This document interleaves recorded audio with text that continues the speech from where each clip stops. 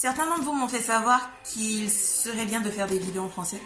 Du coup, à partir de maintenant, je vais alterner entre français et anglais et vous me direz ce qui vous convient le mieux. Est-ce que c'est mieux en français sous-titré en anglais ou en anglais sous-titré en français?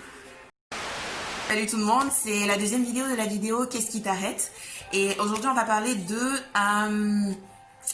des gens de notre vie qui, à cause de qui on a du mal à aller vers Dieu.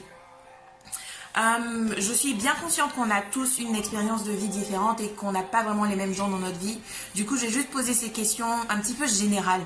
Et s'il arrive que tu peux dire oui à ne serait-ce qu'une seule de ces questions, il y a des chances que la raison pour laquelle tu ne t'approches pas de Dieu, c'est à cause de ces gens-là. Est-ce que tu connais quelqu'un avec qui tu fais des choses que Dieu n'approuve pas?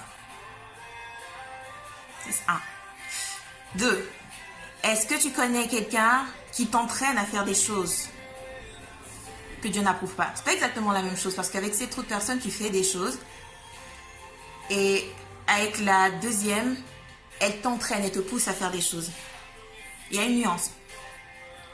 Et quand je dis des choses que Dieu n'approuve pas, tu sais de quoi je parle. C'est des choses dont tu ne te vanterais pas, tu sais. Et il y a aussi des choses où tu doutes. Tu ne sais pas si Dieu approuve ou pas. Et si tu as le doute, il y a des chances que Dieu n'approuve pas. Troisième question. Est-ce qu'il y a quelqu'un dans ta vie? Est-ce que tu connais quelqu'un qui te fait te sentir comme si tu ne devrais pas suivre Dieu? De la manière dont elle parle de Dieu ou de la manière dont elle parle de toi? Et si tu peux dire oui à ne serait-ce qu'une de ces questions, il y a des gens dans ta vie qui t'empêchent de t'approcher de Dieu. Je ne vais pas prétendre avoir toutes les réponses sur ce sujet, parce qu'on est tous vraiment différents et on n'a pas la même expérience comme dit plus tôt. Du coup, je vais plutôt vous dire ce qui m'a aidé moi.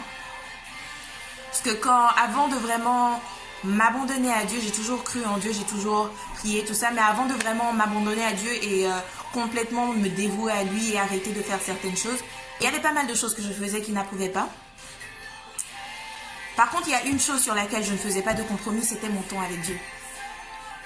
C'est-à-dire que du lundi au vendredi, peu importe ce que je faisais, peu importe où j'étais vendredi soir ou samedi soir, peu importe avec qui j'étais et où ce que je faisais, je m'assurais qu'à la fin de la journée, je me mettais à genoux et je priais et je lisais ma Bible. Je m'assurais également d'aller à l'église pour avoir un enseignement de qualité.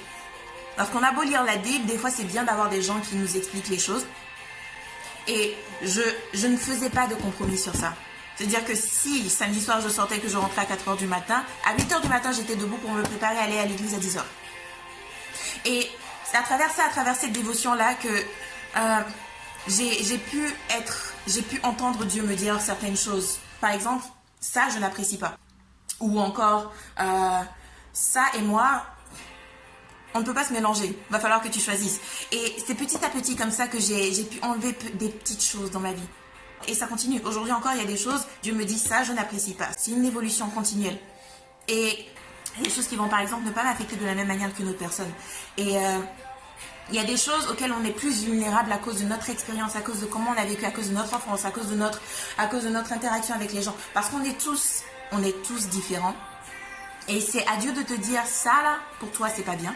Ça là, je n'apprécie pas. Ça, tu ne peux pas le faire. Et du coup, mon conseil pour cette semaine, ça va être d'être concentré sur Dieu. C'est de ne pas compromettre son temps avec Dieu. Prends du temps pour Dieu.